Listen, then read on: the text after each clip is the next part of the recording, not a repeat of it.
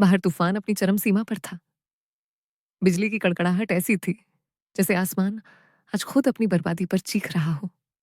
लेकिन शहर के सबसे आलीशान और रहस्यमयी राय चौधरी मेंशन के भीतर एक अलग ही तरह का सन्नाटा पसरा था। एक ऐसा सन्नाटा जो किसी बहुत बड़े तूफान के आने की आहट दे रहा था। सिया उस अंधेरे कमरे के बीचों बीच खड़ी कांप रही थी। उसके जिस्म पर बारिश की कुछ ठंडी बूंदें अब भी मौजूद थीं जो उसके खौफ के साथ मिलकर फर्श पर गिर रही थीं। तभी उस गहराते अंधेरे को चीरती हुई एक भारी और बर्फ जैसी ठंडी आवाज गूंजी। अंदर आ जाओ सिया, और ये दरवाजा अपने हाथों से बंद कर दो, क्योंकि आज के बाद तुम्हारी दुनिया बस इसी कमरे की चार दीवारी तक सिमट कर रहने वाली है। अद्वैत राय चौधरी, शहर का वो नाम जिसे लोग इज्जत से कम और खौफ से ज्यादा जानते थे। वह अपनी खिड़की के पास खड़ा था, हाथ में वाइन का गिलास लिए। जैसे ही वह धीरे से मुड़ा, उसकी गहरी और जालिम आंखों ने सिया के वजूद को झकझोर कर रख दिया। आप आप ऐसा नहीं कर सकते। मेरे पापा ने आपसे सिर्फ कर्ज लिया था। उन्होंने अपनी मजबूरी में आकर मुझसे ये सब छुपाया, लेकिन उन्होंने मुझे आपको बेचा नहीं है। मैं कोई सामान नहीं हूं।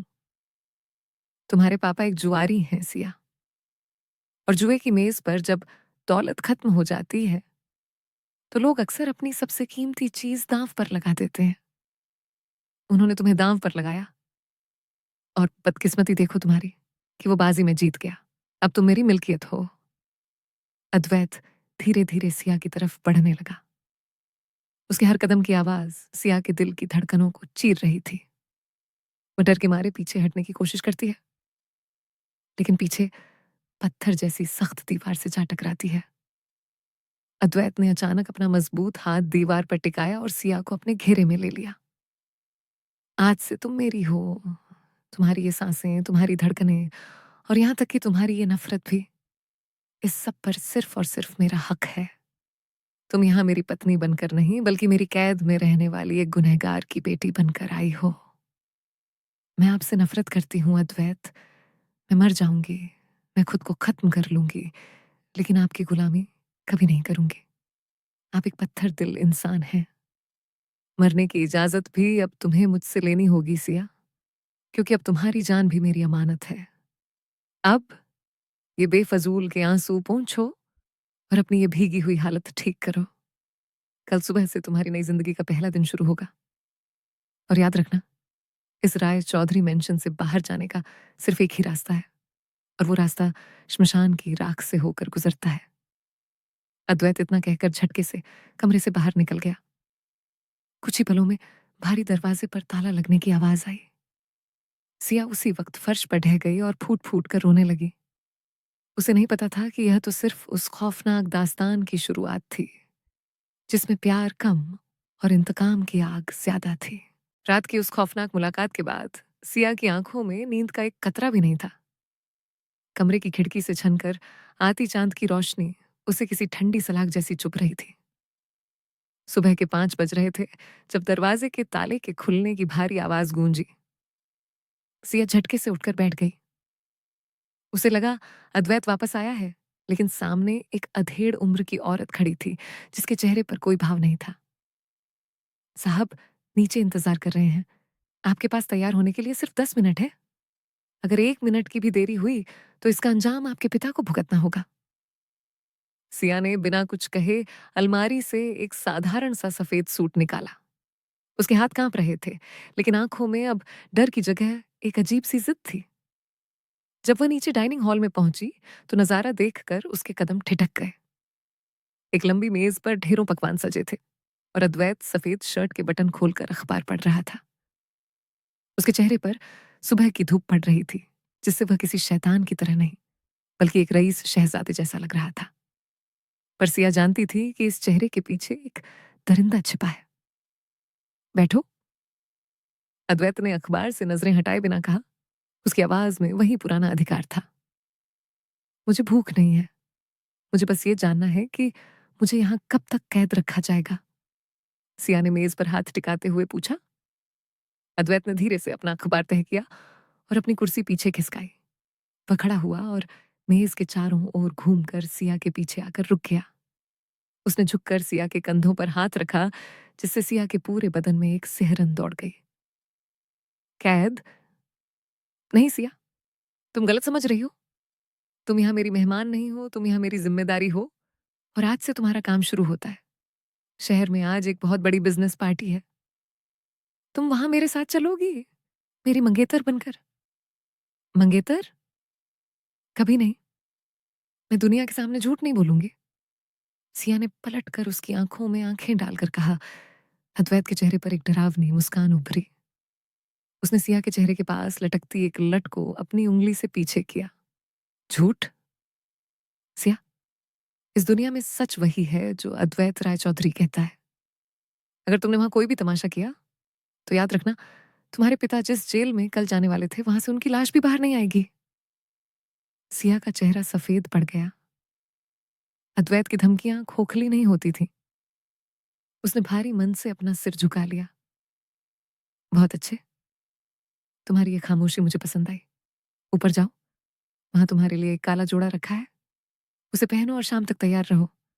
याद रखना सिया, पार्टी में तुम्हारी मुस्कान असली लगनी चाहिए, वरना। अद्वैत अधूरा जुमला छोड़कर वहां से निकल गया। सिया वहीं खड़ी रह गई। उसकी मुट्ठियां खींची हुई थी। उसे समझ आ गया था कि अद्वैत उसे सिर्फ एक मोहरे की तरह इस्तेमाल कर रहा है। लेकिन उसे ये नहीं पता था कि इस पार्टी में अद्वैत के कुछ पुराने दुश्मन भी आने वाले हैं, जो सिया को अद्वैत की कमजोरी समझकर उस पर वार करने की ताक में बैठे थे। शाम ढलते ही राय चौधरी मेंशन के बाहर महंगी गाड़ियों की लाइन लग गई। अद्वैत काले सूट में बेइंतहा हैंडसम लग रहा था, लेकिन उसकी नजरें सीढ़ियों पर टिकी थीं। जैसे ही सिया नीचे उतरी, वहां मौजूद हर शख्स की सांसें थम गईं। काले लिबास में वह किसी अप्सरा जैसी लग रही थी, लेकिन उसकी आंखों की उदासी उसकी खूबसूरती को और भी गहरा बना रही थी। अद्वैत ने हाथ आगे बढ़ाया। सिया ने नफरत भरी निगाहों से उसे देखा, लेकिन अपने पिता की जान की खातिर उसने अपना हाथ अद्वैत के मजबूत हाथ में दे दिया। जैसे ही अद्वैत ने उसकी हथेली को खींचा, उसे एहसास हुआ कि यह रात उसकी जिंदगी को हमेशा के लिए बदलने वाली है। पार्टी का हॉल रोशनी से जगमगा रहा था, लेकिन सिया को वहां की हवा भारी लग रही थी। अद्वैत ने बड़ी मजबूती से सिया की कमर में हाथ डाल रखा था, जैसे वह दुनिया को दिखा रहा हो कि यह बेशकीमती चीज अब उसकी है। हर कोई अद्वैत को बधाई दे रहा था, लेकिन सिया की नजरें सिर्फ दरवाजे की तरफ थीं, जैसे वह वहां से भागने का रास्ता ढूंढ रही हो। तभी भीड़ में से एक लंबा और गठीला आदमी बाहर निकला। उसकी आंखों में अद्वैत के लिए साफ नफरत थी। ये खन्ना था, अद्वैत का सबसे पुराना दुश्मन। वह हाथ में जाम लिए अद्वैत के करीब आया, और उसकी नजरों ने सिया को ऊपर से नीचे तक ऐसे देखा जैसे वह उसकी कीमत लगा रहा हो। वाह अद्वैत, सुना था कि तुम्हारी पसंद बहुत महंगी होती है, लेकिन आज देख भी लिया। तो यह है वह चिड़िया जिसे तुमने सोने के पिंजरे में कैद किया है। खन्ना की आवाज में एक अजीब सी कड़वाहट थी। अद्वैत की पकड़ सिया की कमर पर और भी सख्त हो गई। उसके चेहरे की नसें तन गईं, लेकिन आवाज अभी भी शांत थी। खन्ना, अपनी औकात और अपनी नजरों को काबू में रखो, वरना तुम जानते हो कि मैं तुम्हारी आंखें निकालने में देर नहीं लगाता। सिया को अद्वैत के जिस्म की गर्मी महसूस हो रही थी। वह गुस्से से कांप रहा था। खन्ना हंसा और वहां से चला गया, लेकिन जाते जाते उसने अपने एक आदमी को इशारा कर दिया। पार्टी के बीच में जब अद्वैत कुछ बिजनेस पार्टनर से बात करने में व्यस्त हुआ, तो सिया को थोड़ा अकेला महसूस हुआ। वह ताजी हवा लेने के लिए बालकनी की तरफ बढ़ गई। उसे लगा कि वह अद्वैत की नजरों से दूर है, लेकिन उसे नहीं पता था कि अंधेरे में दो आंखें उसका पीछा कर रही थीं। जैसे ही सिया बालकनी के अंधेरे कोने में पहुंची, किसी ने पीछे से उसका मुंह दबा लिया। वह चीखने की कोशिश कर रही थी, लेकिन उस आदमी की पकड़ बहुत मजबूत थी। चुपचाप चलो लड़की, वरना तुम्हारा काम यहीं तमाम कर दूंगा। हमलावर ने उसके कान में फुसफुसाते हुए उसकी गर्दन पर चाकू रख दिया। सिया की आंखों से आंसू बहने लगे। उसे लगा कि आज उसका अंत निश्चित है, लेकिन तभी एक गूंजती हुई आवाज आई जिसने माहौल को जमा दिया। उसे छोड़ दो, इससे पहले कि मैं तुम्हारा हाथ तुम्हारे जिस्म से अलग कर दूं। सिया ने देखा, अंधेरे में अद्वैत खड़ा था। उसकी आंखों में उस समय जो गुस्सा था, वह सिया ने पहले कभी नहीं देखा था। वह बिजली की गति से आगे बढ़ा। हमलावर ने सिया को ढाल बनाने की कोशिश की, लेकिन अद्वैत ने उसकी कलाई को इतनी बेरहमी से मरोड़ा कि चाकू फर्श पर गिर गया। अगले ही पल अद्वैत के मुक्कों की बरसात उस आदमी पर होने लगी। वह उसे तब तक मारता रहा जब तक कि वह अधमरा नहीं हो गया। सिया डर के मारे कांप रही थी। उसने अद्वैत का यह खौफनाक रूप पहले कभी नहीं देखा था। अद्वैत, रुक जाइए, वह मर जाएगा। सिया ने चिल्लाते हुए उसका हाथ पकड़ लिया। अद्वैत रुका। उसकी सांसें तेज चल रही थीं और उसके हाथ खून से सने थे। उसने सिया की तरफ देखा। उसकी नजरों में अब वह जालिम बिजनेसमैन नहीं, बल्कि एक घायल शेर था। उसने बिना कुछ कहे सिया को अपनी बाहों में खींच लिया और उसे जोर से सीने से लगा लिया। सिया का दिल तेजी से धड़क रहा था। उसे अद्वैत से नफरत थी, लेकिन उस पल उसकी बाहों में उसे एक अजीब सी सुरक्षा महसूस हुई। अद्वैत ने उसके सिर पर अपना हाथ रखा और धीमी आवाज में कहा, मैंने कहा था ना सिया, तुम मेरी हो, और जो मेरी चीज को छूने की हिम्मत करता है, मैं उसे जिंदा रहने का हक नहीं देता। सिया ने अद्वैत के चेहरे की तरफ देखा। वहां खून के छींटे थे, लेकिन उसकी आंखों में सिया के लिए एक अजीब सी तड़प थी। क्या यह नफरत थी या कुछ और? उसे समझ नहीं आ रहा था कि वह अपने रक्षक से डरे या उस पर भरोसा करे। वह समझ गई थी कि अद्वैत के साथ उसकी जिंदगी अब एक ऐसे मोड़ पर आ गई है जहां से वापसी का कोई रास्ता नहीं है। पार्टी से घर वापस लौटते समय गाड़ी में सन्नाटा पसरा हुआ था। अद्वैत के हाथों पर अब भी खून के सूखे निशान थे और उसकी आंखें सड़क पर जमी थीं। सिया खिड़की के बाहर देख रही थी, पर उसके जहन में बार बार वही मंजर घूम रहा था कि कैसे अद्वैत ने अपनी जान की परवाह के बिना उसे बचाया था। घर पहुंचते ही अद्वैत बिना कुछ बोले अपने कमरे की तरफ बढ़ने लगा, लेकिन सिया ने देखा कि वह थोड़ा लड़खड़ा रहा था। शायद उस हाथापाई में उसे भी कहीं चोट आई थी। नफरत अपनी जगह थी, लेकिन सिया की शराफत उसे चुप बैठने नहीं दे रही थी। वह अपनी हिचकिचाहट को पीछे छोड़कर अद्वैत के कमरे की तरफ चल दी। कमरे का दरवाजा आधा खुला था। अद्वैत अपनी शर्ट उतारने की कोशिश कर रहा था, लेकिन उसके दाहिने कंधे पर गहरा जख्म था, जिसकी वजह से वह दर्द से कराह उठा। सिया ने बिना आवाज के अंदर कदम रखा और उसके हाथ से शर्ट ले ली। अद्वैत चौंक गया। उसने पलटकर सिया को अपनी सुलगती आंखों से देखा। यहाँ क्या कर रही हो? मैंने तुम्हें अपने कमरे में आने की इजाजत नहीं दी। इजाजत की जरूरत तब होती है जब कोई मेहमान आए। मैं तो आपकी कैदी हूं, याद है ना? सिया ने शांति से जवाब दिया और फर्स्ट एड बॉक्स की तरफ बढ़ी। अद्वैत चुप हो गया। वह बैठ गया और सिया को अपना जख्म साफ करने दिया।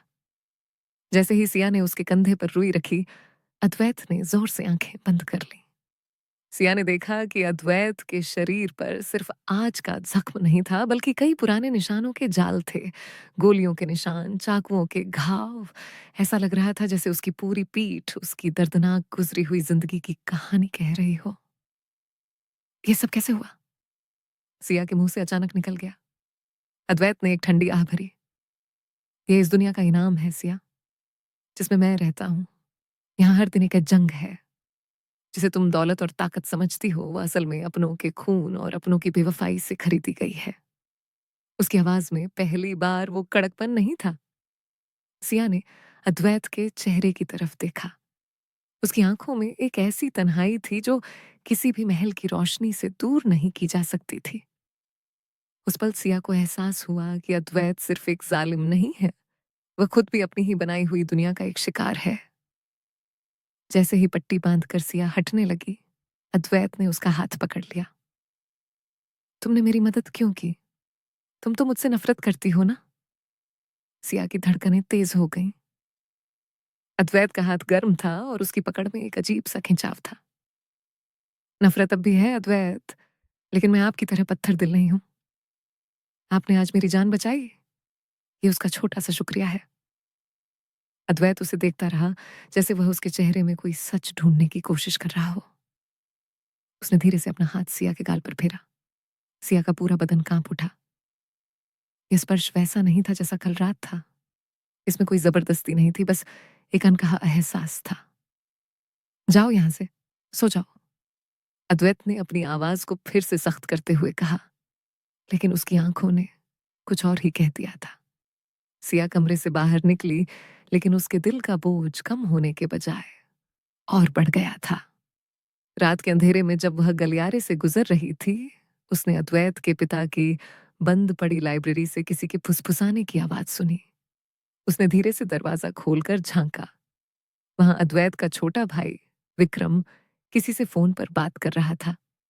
हाँ, प्लान फेल हो गया। अद्वैत ने उसे बचा लिया। अगली बार हमें और भी सावधानी बरतनी होगी। सिया ही वह चाबी है जिससे अद्वैत का किला ढाया जा सकता है। सिया के पैरों तले जमीन खिसक गई। घर के अंदर ही अद्वैत के खिलाफ साजिश रची जा रही थी। और सबसे डरावनी बात यह थी कि वह खुद उस साजिश का मोहरा थी। अब उसके सामने एक बड़ा सवाल था, क्या वह उस आदमी को चेतावनी दे जिसे वह अपना दुश्मन मानती थी, या अपनी आजादी के लिए इस साजिश का हिस्सा बन जाए। अगली सुबह मेंशन की हवा बदली हुई थी। सिया की रात आंखों ही आंखों में कट गई थी। विक्रम की बातें उसके कानों में अब भी किसी जहरीले नाग की फुसफुसाहट की तरह गूंज रही थीं। उसे समझ नहीं आ रहा था कि वह क्या करे। एक तरफ उसकी आजादी थी और दूसरी तरफ एक ऐसा आदमी जिसकी जान खतरे में थी, भले ही वह उसका गुनहगार क्यों ना हो। जब सिया नाश्ते की मेज पर पहुंची तो विक्रम वहां पहले से मौजूद था। वो बड़े प्यार से फल काट रहा था, जैसे उसने रात को मौत का कोई सौदा किया ही ना हो। सिया को देखते ही उसने एक चार्मिंग मुस्कान दी। Good morning Siya. कल रात जो कुछ हुआ उसके लिए मैं बहुत शर्मिंदा हूं। भाई को थोड़ा गुस्सा जल्दी आ जाता है, पर यकीन मानो वह दिल के बुरे नहीं है, विक्रम ने बड़ी मासूमियत से कहा। सिया ने उसकी आंखों में देखा।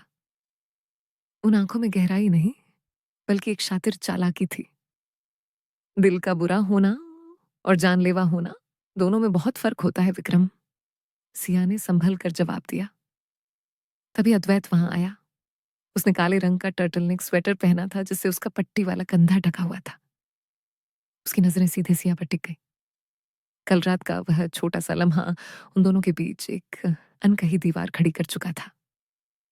विक्रम, तुम्हें आज फैक्ट्री के कागजात तैयार करने को कहा था, क्या हुआ? अद्वैत की आवाज में वही पुरानी सत्ता थी।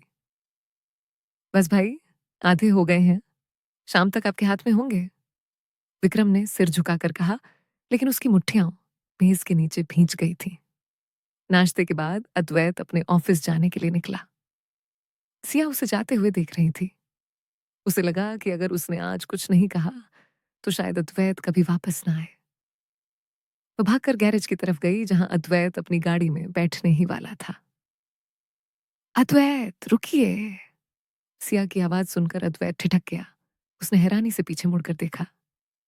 क्या बात है सिया? फिर से शुक्रिया कहना है या कोई नई शिकायत है? सिया उसके करीब आई और धीमी आवाज में बोली, अपने करीबियों पर नजर रखिए। हर चमकती चीज सोना नहीं होती और हर मुस्कुराता चेहरा दोस्त नहीं होता।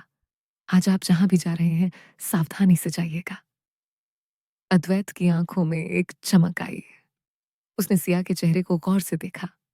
तुम मुझे चेतावनी दे रही हो, उस इंसान को जिसकी पूरी जिंदगी खतरों के बीच गुजरी है। मैं बस मैं बस इतना कहना चाहती हूं कि आपके अपने ही आपके खिलाफ हो सकते हैं, सिया ने घबराहट में कहा। अद्वैत एक कदम और करीब आया। उसने सिया की आंखों में गहराई से झांका। क्यों परवाह कर रही हो मेरी? अगर मैं मर गया तो तुम आजाद हो जाओगी। तुम्हारे पिता का कर्ज खत्म हो जाएगा, यही तो चाहती हो ना तुम? सिया चुप हो गई। उसके पास कोई जवाब नहीं था। क्या वाकई वह यही चाहती थी? अद्वैत ने उसके सिर पर अपना हाथ रखा, बिल्कुल वैसे ही जैसे कल रात रखा था। फिक्र मत करो, अद्वैत राय चौधरी को मारना इतना आसान नहीं है, पर तुम्हारी इस फिक्र ने मुझे अच्छा महसूस कराया। अद्वैत गाड़ी में बैठकर चला गया। सिया वहीं खड़ी रही, लेकिन जैसे ही वह वापस मुड़ी, उसने देखा कि विक्रम ऊपर की बालकनी से उसे देख रहा था। उसके चेहरे पर अब वह मासूम मुस्कान नहीं थी, बल्कि एक खौफनाक नफरत थी। उसे पता चल गया था कि सिया उसकी राह का कांटा बन रही है। दोपहर में जब अद्वैत घर पर नहीं था, विक्रम ने सिया को लाइब्रेरी में बुलाया। जैसे ही सिया अंदर गई, विक्रम ने दरवाजा अंदर से बंद कर लिया। तो तुम भाई की वफादार बनने की कोशिश कर रही हो? विक्रम की आवाज अब बदल चुकी थी। याद रखना सिया, जिस आग से तुम खेल रही हो, वह तुम्हें राख कर देगी। अद्वैत एक दरिंदा है और तुम उसके लिए बस एक खिलौना हो। अगर तुम मेरे साथ रही तो मैं तुम्हें आजादी भी दूंगा और दौलत भी। मुझे आपकी दौलत नहीं चाहिए विक्रम, और आपकी असलियत मुझे पता चल चुकी है, सिया ने हिम्मत जुटाकर कहा। विक्रम ने सिया का हाथ मरोड़ा और उसे दीवार से लगा दिया। तो फिर अपनी मौत के लिए तैयार रहो, क्योंकि आज रात अद्वैत का खेल खत्म होने वाला है और इल्जाम तुम पर आएगा। सिया का दिल तेजी से धड़कने लगा। उसे समझ आ गया कि विक्रम ने कोई बहुत बड़ा चाल बिछाया है। क्या सिया अद्वैत को समय रहते बचा पाएगी, या विक्रम का यह खतरनाक प्लान अद्वैत की सल्तनत को हमेशा के लिए खत्म कर देगा? लाइब्रेरी की घुटन भरी हवा में विक्रम की हंसी किसी शैतान की गूंज जैसी लग रही थी। उसने सिया का हाथ इतनी जोर से दबाया कि उसके नाखूनों के निशान सिया की कलाई पर छप गए। सिया दर्द से कराह उठी, लेकिन उसकी आंखों में अब खौफ से ज्यादा नफरत थी। आज रात अद्वैत का आखिरी सफर होगा सिया, और जानते हो सबसे मजेदार बात क्या है? उसकी गाड़ी के ब्रेक फेल नहीं होंगे, बल्कि उस गाड़ी में एक छोटा सा धमाका होगा। पुलिस को सबूत मिलेंगे कि तुमने अद्वैत की चाबियों के साथ छेड़छाड़ की थी। आखिर तुम्हारा बदला पूरा होगा, है ना? विक्रम ने ठंडे लहजे में कहा और सिया को धक्का देकर कमरे से बाहर निकल गया। सिया का पूरा शरीर कांप रहा था। उसके पास अद्वैत को फोन करने का कोई जरिया नहीं था, क्योंकि उसका फोन अद्वैत ने पहले ही छीन लिया था। उसने घड़ी की तरफ देखा। शाम के 7 बज रहे थे। अद्वैत किसी भी वक्त ऑफिस से निकल सकता था। बिना सोचे समझे सिया मेंशन की पिछली दीवार की तरफ भागी।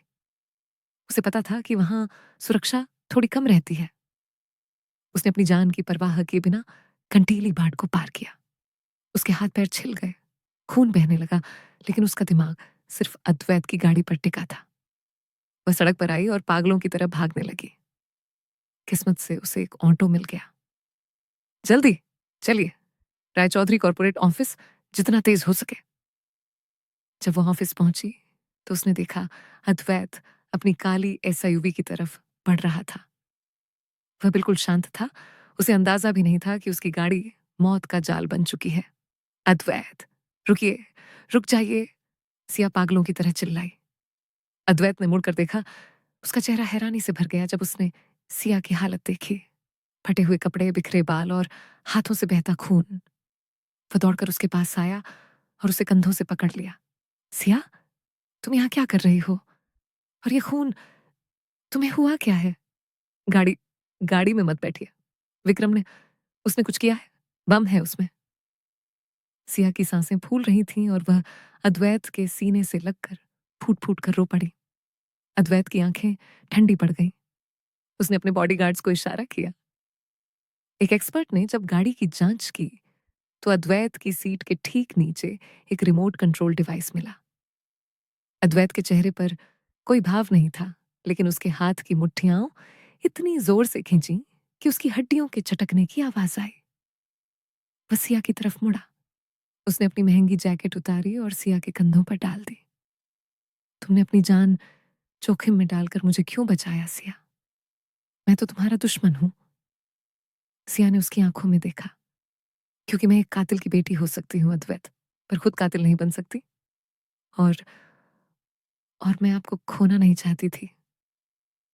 अद्वैत का दिल, जो बरसों से पत्थर बना हुआ था, उस पल जोर से धड़क उठा। उसने बिना कुछ कहे सिया को गोद में उठा लिया और उसे अपनी दूसरी गाड़ी में बिठाया। घर चलो सिया, आज रात राय चौधरी मेंशन में न्याय होगा। जब वे मेंशन पहुंचे तो विक्रम हॉल में हाथ में जाम लिए जश्न मनाने की तैयारी कर रहा था। जैसे ही उसने अद्वैत और सिया को जिंदा अंदर आते देखा, उसके हाथ से गिलास गिरकर चकनाचूर हो गया। भाई, आप आ, आप जिंदा हैं? विक्रम की आवाज कांप रही थी।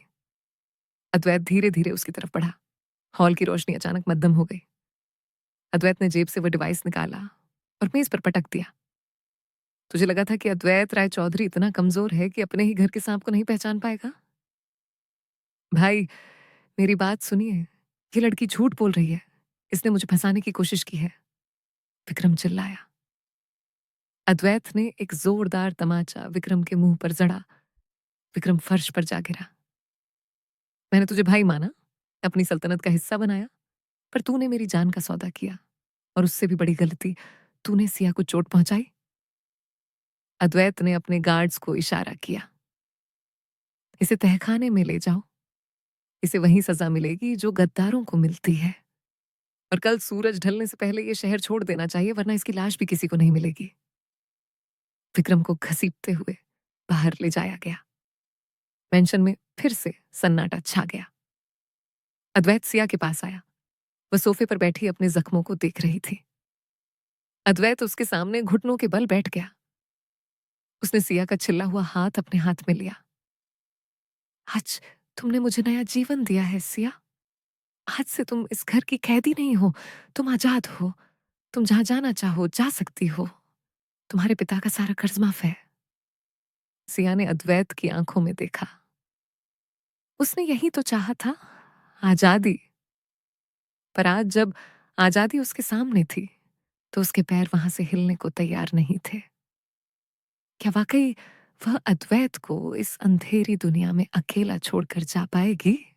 अगली सुबह मेंशन में सन्नाटा था, लेकिन यह सन्नाटा खौफनाक नहीं बल्कि बोझिल था। अद्वैत ने अपना वादा निभाया था। मेज पर सिया के पासपोर्ट, उसके पिता के कर्ज के सारे कागजात और एक बड़ी रकम का चेक रखा था। अद्वैत खिड़की के पास खड़ा बाहर देख रहा था। उसकी पीठ सिया की तरफ थी। गाड़ी बाहर खड़ी है सिया। ड्राइवर तुम्हें तुम्हारे पुराने घर छोड़ देगा। तुम्हारे पिता को रिहा कर दिया गया है, वो वहां तुम्हारा इंतजार कर रहे होंगे। अद्वैत की आवाज में एक अजीब सी खनक थी, जैसे वह खुद को पत्थर बनाने की कोशिश कर रहा हो। सिया ने उन कागजों को देखा जिन्हें पाने के लिए वह तड़प रही थी, लेकिन आज उसकी उंगलियां उन्हें छूते हुए कांप रही थीं। उसने अपना छोटा सा सूटकेस उठाया और अद्वैत के करीब गई। क्या आप सच में चाहते हैं कि मैं चली जाऊं? सिया ने बहुत धीमी आवाज में पूछा। अद्वैत मुड़ा। उसकी आंखों के नीचे काले घेरे थे। साफ था कि वह रात भर सोया नहीं था। तुम यही तो चाहती थी सिया, इस कैद से, इस दरिंदे से दूर जाना। अब जब रास्ता साफ है तो सवाल क्यों कर रही हो? जाओ, इससे पहले कि मेरा इरादा बदल जाए। सिया ने एक गहरी सांस ली और बिना कुछ कहे कमरे से बाहर निकल गई। जैसे ही वो मेंशन की सीढ़ियां उतरी, उसे हर दीवार, हर कोने में बिताए हुए वो पल याद आने लगे। वह नफरत जो उसने पहले दिन महसूस की थी, अब एक अनकहे दर्द में बदल चुकी थी। गाड़ी चलने लगी। मेंशन धीरे धीरे आंखों से ओझल होने लगा। जब सिया अपने पुराने घर पहुंची, तो उसके पिता ने उसे गले लगा लिया। वह रो रहे थे, माफी मांग रहे थे। घर वहीं था, दीवारें वहीं थीं, लेकिन सिया को सब कुछ पराया लग रहा था। उसे उस आलीशान मेंशन की खामोशी और अद्वैत की वो सुलगती हुई आंखें याद आ रही थीं। शाम के वक्त सिया टीवी देख रही थी, जब एक न्यूज फ्लैश ने उसके होश उड़ा दिए। बिजनेस टाइकून अद्वैत राय चौधरी पर जानलेवा हमला। खन्ना गैंग ने अद्वैत के काफिले को घेरा। अस्पताल से आ रही खबरों के मुताबिक अद्वैत राय चौधरी की हालत नाजुक है। सिया के हाथ से पानी का गिलास गिरकर टूट गया। उसका दिल जोर जोर से धड़कने लगा। नहीं, ऐसा नहीं हो सकता। वह पागलों की तरह घर से बाहर भागी। उसे कोई होश नहीं था कि वह कहाँ जा रही है। उसने एक टैक्सी ली और उस अस्पताल पहुंची जहां अद्वैत को ले जाया गया था। अस्पताल का गलियारा पुलिस और बॉडीगार्ड से भरा था। सिया जैसे ही अंदर जाने लगी, गार्ड्स ने उसे रोक दिया। मैडम, अंदर जाने की इजाजत किसी को नहीं है। मुझे जाने दो। मैं उसकी मंगेतर हूं। सिया पहली बार पूरी दुनिया के सामने चिल्लाई। भीड़ को चीरते हुए वह उस कमरे तक पहुंची जहां अद्वैत को रखा गया था। शीशे के पार उसने देखा, अद्वैत मशीनों से घिरा हुआ था। उसका वह चेहरा जो हमेशा गर्व और ताकत से भरा रहता था, आज सफेद पड़ चुका था। डॉक्टर बाहर आए और उन्होंने सिर हिला दिया। हम कोशिश कर रहे हैं, लेकिन उन्होंने लड़ने की इच्छा छोड़ दी है। ऐसा लग रहा है जैसे उनके पास जीने की कोई वजह नहीं बची। सिया कमरे के अंदर दाखिल हुई। उसने अद्वैत का ठंडा हाथ अपने हाथों में लिया और उसके कान के पास झुककर रोते हुए कहा, आप मुझे छोड़कर नहीं जा सकते अद्वैत। आपने कहा था कि मेरी हर सांस पर आपका हक है। तो फिर आज आप अपनी सांसें कैसे छोड़ रहे हैं? उठिए अद्वैत, मुझे आपकी कैद में वापस जाना है। तभी मशीनों की आवाज में बदलाव हुआ। अद्वैत की उंगलियों में एक हल्की सी हलचल हुई। उसने बहुत धीरे से अपनी आंखें खोली। धुंधली नजरों से उसने सिया को देखा। तुम तुम यहाँ क्या कर रही हो? तुम तो आजाद थी। अद्वैत ने बहुत कमजोर आवाज में कहा। सिया ने उसके हाथ को चूम लिया। आजादी आपके बिना एक सजा है अद्वैत। मुझे आजादी नहीं, मुझे आप चाहिए। अद्वैत के चेहरे पर एक फीकी सी मुस्कान आई। उसने सिया का हाथ मजबूती से थाम लिया। लेकिन तभी अस्पताल की बिजली गुल हो गई और बाहर से गोलियों की आवाज आने लगी। खन्ना के आदमी अस्पताल पहुंच चुके थे ताकि वो अपना काम पूरा कर सके। अद्वैत अभी भी बिस्तर पर था और सिया निहत्थी थी। क्या सिया अद्वैत को इस मौत के जाल से निकाल पाएगी? अस्पताल के गलियारे में गोलियों की आवाज किसी कयामत की तरह गूंज रही थी। बिजली कट चुकी थी और सिर्फ इमरजेंसी लाइट की लाल रोशनी में सब कुछ डरावना लग रहा था। सिया का कलेजा मुंह को आ गया, लेकिन आज वह भागने वाली नहीं थी। उसने देखा कि अद्वैत ने बड़ी मुश्किल से अपनी आंखें खोली थीं। वह अब भी बहुत कमजोर था। सिया, भागो यहां से। वो लोग मुझे खत्म करने आए हैं, तुम अपनी जान बचाओ। अद्वैत ने हांफते हुए कहा। उसने अपना हाथ बेड के पास रखे गुप्त बटन की तरफ ले जाने की कोशिश की, पर उसके शरीर ने जवाब दे दिया। नहीं अद्वैत, आज नहीं। सिया की आवाज में एक ऐसी ठसक थी जो उसने खुद पहले कभी महसूस नहीं की थी। उसने देखा कि कमरे के कोने में एक लोहे का स्टैंड और कुछ सर्जिकल औजार रखे थे। उसने फुर्ती से दरवाजे की कुंडी लगाई और भारी अलमारी को घसीट कर दरवाजे के आगे खड़ा कर दिया। बाहर कदमों की आहट तेज हो गई थी। खोल दो दरवाजा, राय चौधरी, आज तेरा खेल खत्म है। खन्ना के आदमी बाहर से चिल्ला रहे थे। तभी दरवाजे पर जोरदार लात पड़ी। अलमारी थोड़ी खिसकी, पर टिकी रही। सिया अद्वैत के करीब आई। अद्वैत, आपके पास कोई हथियार है? कुछ भी? अद्वैत ने अपनी तकिया के नीचे हाथ डाला और एक छोटा सा लोडेड रिवॉल्वर बाहर निकाला। इसे लो, निशाना उनके सिर पर साधना। डरना मत सिया, अगर तुम डरी तो वो जीत जाएंगे। सिया ने कांपते हाथों से रिवॉल्वर थामी। उसे बंदूक चलाना नहीं आता था, लेकिन आज उसके अंदर की ममता और मोहब्बत एक ढाल बन चुकी थी। जैसे ही दरवाजे का ऊपरी हिस्सा टूटा और एक हमलावर ने अपना हाथ अंदर डालकर कुंडी खोलने की कोशिश की, सिया ने ट्रिगर दबा दिया। गोली सीधे उस आदमी के हाथ पर लगी और वह चीखता हुआ पीछे गिरा। अद्वैत ने अपनी पूरी ताकत बटोरी और बेड से उठकर फर्श पर बैठ गया। शाबाश सिया, अब बगल वाले अलार्म को खींचो। उससे बेसमेंट में तैनात मेरे बैकअप गार्ड्स को सिग्नल मिल जाएगा। सिया ने अलार्म खींचा। तेज सायरन की आवाज से पूरा अस्पताल गूंज उठा। बाहर मची भगदड़ और भी बढ़ गई। अद्वैत के वफादार गार्ड्स, जिन्हें खन्ना के आदमियों ने धोखे से नीचे रोक दिया था, अब ऊपर की तरफ दौड़ रहे थे। करीब 10 मिनट तक मौत और जिंदगी के बीच वो जंग चलती रही। गोलियां दरवाजे को चीरती हुई अंदर आ रही थीं और सिया अद्वैत के आगे दीवार बनकर खड़ी थी। तभी एक जोरदार धमाका हुआ और अद्वैत के वफादार बॉडीगार्ड्स ने कमरे का दरवाजा तोड़कर अंदर प्रवेश किया। साहब, आप ठीक हैं? गार्ड्स ने खन्ना के आदमियों को काबू में करते हुए पूछा। अद्वैत ने सिया की तरफ देखा, जो अब भी रिवॉल्वर ताने खड़ी थी। उसकी आंखों में आंसू थे, पर हाथ स्थिर थे। अद्वैत ने इशारा किया और गार्ड्स ने हमलावरों को घसीटते हुए बाहर निकाल दिया। माहौल अब शांत था, लेकिन सिया के अंदर का तूफान अभी थमा नहीं था। जैसे ही खतरा टला, सिया के हाथ से बंदूक गिर गई और वह अद्वैत के गले लगकर फूट फूट कर रोने लगी। मुझे लगा मैं आपको खो दूंगी, मुझे बहुत डर लग रहा था।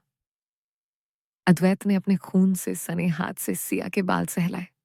उसकी आंखों में आज वह बेरहमी नहीं थी जो टेंशन में दिखती थी।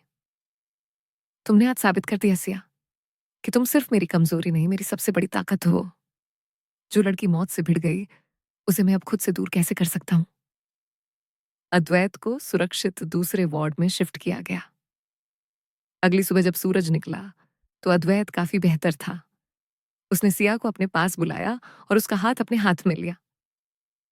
सिया, मैंने तुम्हें आजादी दी थी, पर तुमने अपनी मर्जी से मौत को चुना। अब मैं तुम्हें वापस नहीं जाने दूंगा। लेकिन इस बार तुम मेरी कैदी बनकर नहीं, इस साम्राज्य की मलिका बनकर रहोगी। क्या तुम अद्वैत राय चौधरी की पत्नी बनना स्वीकार करोगे?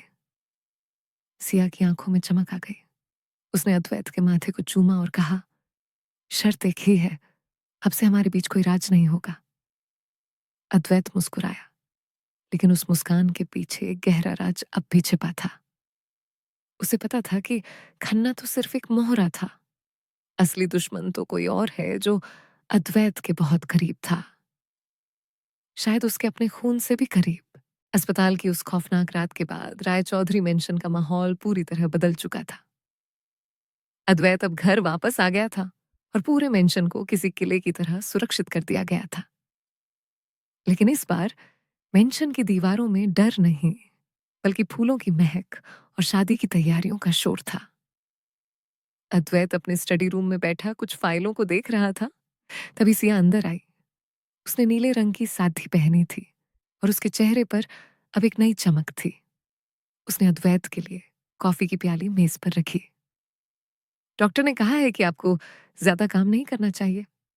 आप अभी भी पूरी तरह ठीक नहीं हुए हैं, सिया ने प्यार भरे हक से कहा। अद्वैत ने फाइल बंद की और सिया का हाथ पकड़कर उसे अपने पास खींच लिया। जब मेरी रक्षक मेरे पास है, तो मुझे कुछ नहीं हो सकता।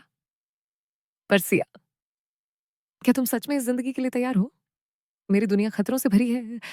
यहाँ खुशियां अक्सर खून की कीमत पर मिलती हैं। सिया ने उसकी आंखों में आंखें डालकर कहा, मैं उस रात अस्पताल में ही अपना फैसला ले चुकी हूं अद्वैत। आपकी दुनिया अब मेरी दुनिया है। शादी की रस्में शुरू हुई। पूरा मेंशन रोशनी से नहाया हुआ था, लेकिन इसी रौनक के बीच एक साया अंधेरे में छिपा हुआ था। विक्रम, जिसे अद्वैत ने शहर छोड़ने का हुक्म दिया था, वह मरा नहीं था। वह खन्ना के साथ मिलकर एक आखिरी और सबसे घातक वार की तैयारी कर रहा था। हल्दी की रस्म के दौरान सिया को एक अनजान पार्सल मिला। जब उसने उसे खोला, तो उसके अंदर एक पुरानी फटी हुई तस्वीर थी। उस तस्वीर में अद्वैत के पिता के साथ एक और आदमी खड़ा था, जिसका चेहरा जला दिया गया था। तस्वीर के पीछे खून से लिखा था, तुम्हारे रक्षक के हाथ तुम्हारे ही परिवार के खून से सने हैं। सिया का सिर चकराने लगा। वह उस तस्वीर को लेकर अद्वैत के पास जाने ही वाली थी कि तभी उसकी मुलाकात काका से हुई, जो बरसों से इस घर के वफादार थे। काका का चेहरा उस तस्वीर को देखते ही सफेद पड़ गया। बिटिया, इसे जहां से मिला है वहीं फेंक दो। कुछ राज दफन ही रहे तो अच्छा है, काका ने कांपती आवाज में कहा। नहीं काका, मुझे सच जानना है। ये आदमी कौन है और अद्वैत का इससे क्या रिश्ता है? सिया ने जिद की। काका ने इधर उधर देखा और सिया को एक कोने में ले गए। ये अद्वैत के पिता का पार्टनर था। लोग कहते हैं कि अद्वैत के पिता ने जायदाद के लिए उसे और उसके पूरे परिवार को खत्म कर दिया था। अद्वैत को इस बारे में कुछ नहीं पता। उसे हमेशा यही बताया गया कि वो लोग एक हादसे में मारे गए। सिया के पैरों तले जमीन खिसक गई। क्या अद्वैत की यह दौलत और यह साम्राज्य किसी की लाशों पर खड़ा है? और सबसे बड़ा डर, क्या उस परिवार का कोई सदस्य जिंदा है जो अब इंतकाम लेने वापस आया है? तभी शोर सुनाई दिया। अद्वैत कमरे में दाखिल हुआ। उसने सिया के हाथ में वह तस्वीर देखी और उसका चेहरा सख्त हो गया। उसने झटके से वह तस्वीर सिया के हाथ से छीन ली। ये तुम्हें कहां से मिला? मैंने कहा था ना सिया, मेरे अतीत में मत झांको। अद्वैत की आवाज में फिर से वही पुरानी कड़क थी। क्यों अद्वैत? क्या आप डरते हैं कि आपका सच मेरे सामने आ जाएगा? क्या ये सच है कि आपके परिवार ने किसी बेगुनाह का कत्ल किया है? सिया ने चिल्लाकर पूछा। अद्वैत ने खामोशी से सिया को देखा। उसकी आंखों में एक अजीब सा दर्द था। सच वो नहीं होता जो दिखता है सिया, और कभी कभी सच इतना कड़वा होता है कि वो रिश्तों को जलाकर राख कर देता है। मैं तुम्हें उस आग से बचाना चाहता हूँ।